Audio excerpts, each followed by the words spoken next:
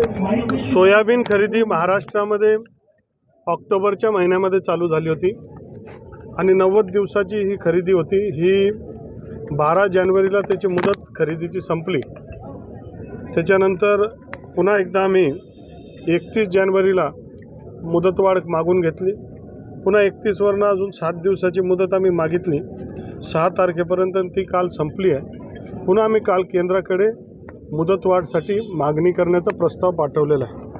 हे आपल्या केंद्र सरकारच्या MSPच्या भावाने ही खरेदी होत असते। जवळपास 4892 हा रेट दिला आहे। तो बाजारभावापेक्षा जास्त असल्यामुळे सरकारी खरेदीकडे मोठा ओघ मागच्या काळामध्ये वाढला होता। आत्तापर्यंतच्या महाराष्ट्राच्या इतिहासामध्ये आणि भारतामध्ये सर्वात जास्ती खरेदी महाराष्ट्रामध्ये झाली। जवळपास 11.25 लाख टन 11.25 लाख टन ही खरेदी सोयाबीनची आत्तापर्यंत झालेली आहे आणि अजून खरेदी बाकी आहे।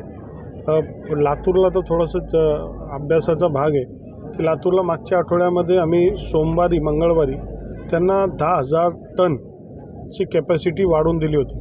त्यांचं कॅपॅसिटी संपल्यानंतर ती 1.5 दिवसामध्ये 10,000 टनची खरेदी लातूरमध्ये होऊन गेली। नंतर 20,000 टन वाढवली। 20,000 टनची सुद्धा 24 तासामध्ये खरेदी होऊन गेली। तर अनेक प्रकारच्या त्याच्यामध्ये शंकासुद्धा व्यक्त करतात 20,000 टन एका दिवसामध्ये खरेदी होऊ शकते का, अशा प्रकारचे तज्ज्ञ तो सल्ला विचारतात। इतर राज्याचा माल आला आहे का, आणि हा सगळा विषय त्याच्या माध्यमातून येतो आहे। परंतु या सगळ्या परिस्थितीमध्ये अजून खरेदी करणं गरजेचं आहे। आता महाराष्ट्रामधले जे गोडाऊन्स आहेत जवळपास ते फुल झाले आहेत सगळे। त्याच्यानंतर आता लगेच तूरचं सीझन आलं आहे। तूरचे शेतकरीसुद्धा वाट पाहतात। तूरचीसुद्धा साधारणतः 3 लाख टन खरेदी करायचं ठरवलं आहे। तूरच्या नंतर आम्हाला चणासुद्धा खरेदी करायचा आहे। आणि हा सगळा जो आहे याच्यामध्ये केंद्र सरकारचं म्हणणं आम्ही खरेदी करण्यास तयार, आम्ही तुम्हाला मान्यता देतो, कुठं ठेवणार, हा सगळा विषय त्याच्यामधनं आहे। आम्ही या सगळ्या परिस्थितीमध्ये आपल्या शेतकऱ्यांना मदत करणं गरजेचं आहे आणि म्हणून आम्ही केंद्राकडे विनंती केली। थोडं ते लोक रिलक्टंट आहेत, पण आम्ही सांगितलं अजून आम्हाला काही काळ वाढवून द्या आणि जे शेतकरी आहेत त्यांचे घ्या। त्याचबरोबर काल मी सगळ्या केंद्रांना कळवलं आहे की ठीक आहे, ते मुदत वाढते वगैरे याच्यासाठी आपण प्रयत्न करणारच आहे, पण जे लाईनमध्ये लोक होते त्यांची तरी खरेदी आमचे मार्केटिंग फेडरेशन असेल, नाफेडच्या आपल्या विभागीय या राज्याचे प्रमुख जे अधिकारी असतील त्या दोघांनाही मी काल संध्याकाळी सूचना दिल्या आहेत की ज्या लाईनमध्ये क्यूमधले लोक आहेत त्यांची खरेदी आपण करून घेतली पाहिजे, अशा सूचना दिल्या।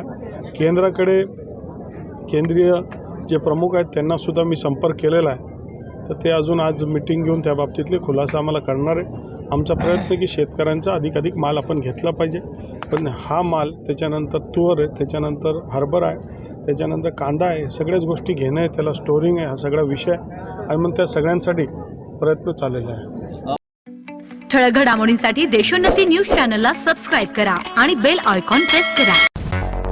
मुंबई, पुणे, नागपूर, मराठवाडा असो का विदर्भ, राजकीय, सामाजिक, शैक्षणिक क्षेत्र असो का क्रीडा, सर्वच घडामोडीचे विश्लेषण पाहायला विसरू नका।